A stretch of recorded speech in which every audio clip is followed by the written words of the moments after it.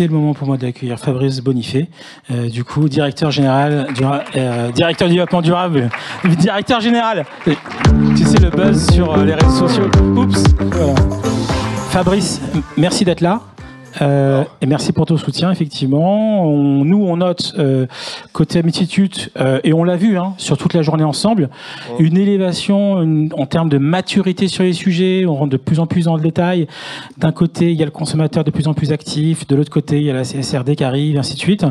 Donc, c'était intéressant, effectivement, que tu nous donnes cette vision un peu globale que tu observes, tant en tant que Bouygues que en tant que président du C3D. Merci beaucoup. Merci. Alors c'est sûr que là, on commence à sentir frémir de trois choses, mais on est loin quand même d'assister à une transition telle qu'on la souhaiterait vraiment.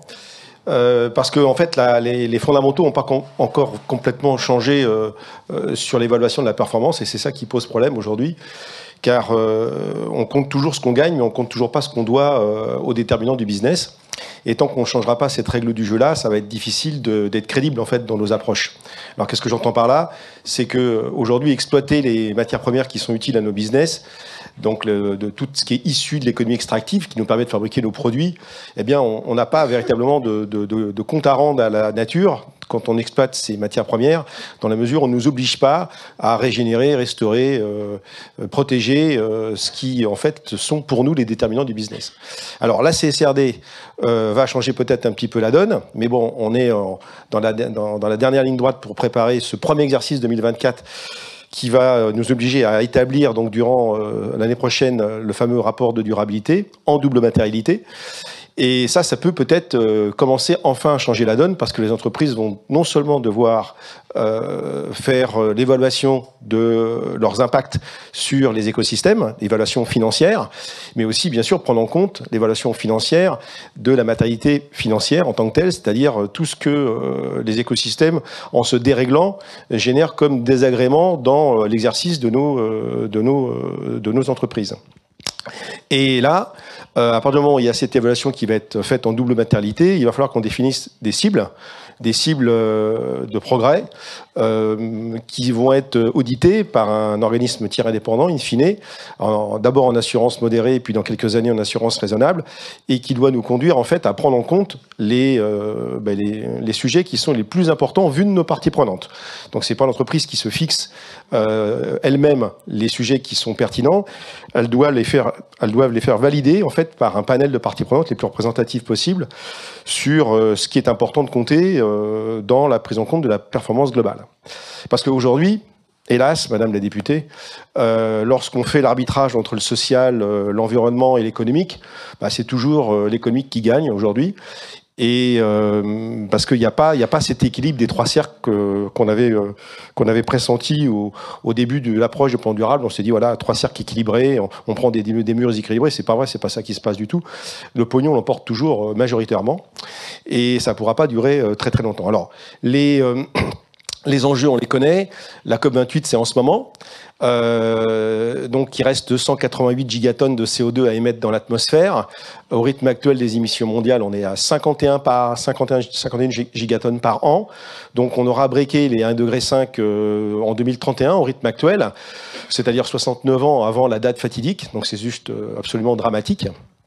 Et donc, espérer qu'on puisse avoir une économie viable sur une planète qui va devenir progressivement invivable est une vue de l'esprit. Donc, au-delà de tout ce que j'entends là sur les beaux discours, comme quoi on va faire des gigafactories, on va faire de la transition énergétique, la transition numérique, etc., il ne faut pas oublier qu'il y a 9 limites planétaires.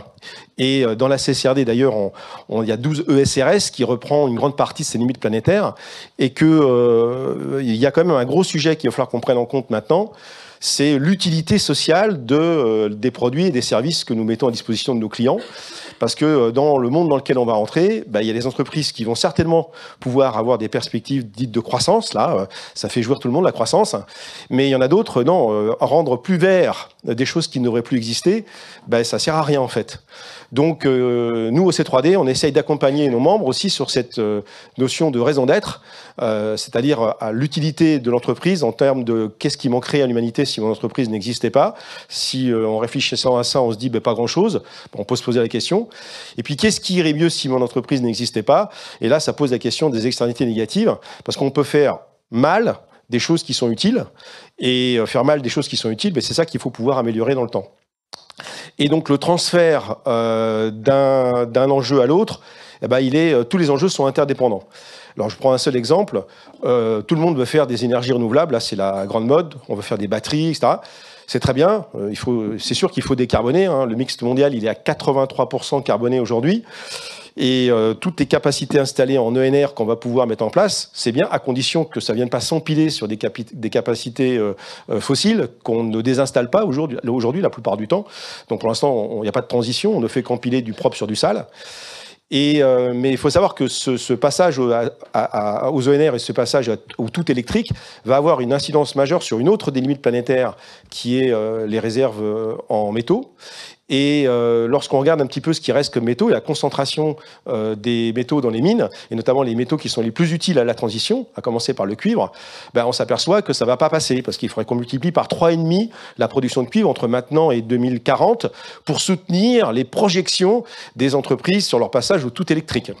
Donc comme on n'arrivera pas à ouvrir autant de mines nouvelles pour arriver à faire cette production, surtout que la concentration au minerai ne cesse de baisser, donc il faut en remuer toujours plus de roches pour récupérer toujours moins de métaux, il va falloir qu'on se pose la vraie question. La vraie question, c'est comment on va accepter de faire ralentir en fait une partie de l'économie du non essentiel pour sauver l'essentiel. Et donc, il ne faut pas qu'on se raconte de carabistouille. Hein. Si on veut se raconter vraiment les choses les yeux dans les yeux, c'est de se dire, comment mettre en place... Alors, je suis assez d'accord avec ce qu'a dit la députée sur une espèce de démocratie citoyenne de proximité pour faire réfléchir les citoyens sur qu'est-ce qu'on a vraiment besoin, qu'est-ce qu'on a besoin de garder. Parce qu'on ne pourra pas garder à la fois le monde d'avant décarboné, mais complètement idiot, et les sujets essentiels qu'il va falloir qu'on décarbone parce qu'on en a besoin, vu que c'est essentiel.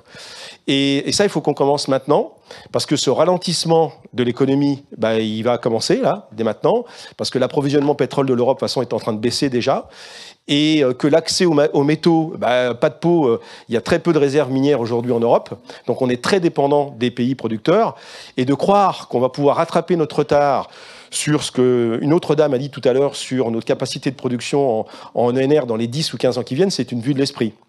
Donc il va falloir qu'on mette en place, en fait, en France comme dans tout le continent européen, une dynamique d'une nouvelle approche de la technologie, qu'on pourrait appeler l'ultra low-tech, de la génération du besoin, du non-besoin dans nos entreprises, pour devenir beaucoup plus résilients, pour faire preuve de lucidité sur le fait qu'on ne pourra pas capter des ressources que nous n'avons pas et que nous n'aurons jamais. Et donc soyons en fait le continent de l'efficience énergétique, le continent de la sobriété choisie, avec un discours qui va avec, et donc d'où la nécessité de générer des nouveaux récits de la différence qu'il y a entre le bonheur matériel qu'on nous a vendu pendant des années, avec des milliers de stimuli publicitaires par jour, avec une économie qui va devenir plus immatérielle, et donc un bonheur plus immatériel qui rend beaucoup plus heureux. Merci beaucoup. Merci beaucoup, Fabrice.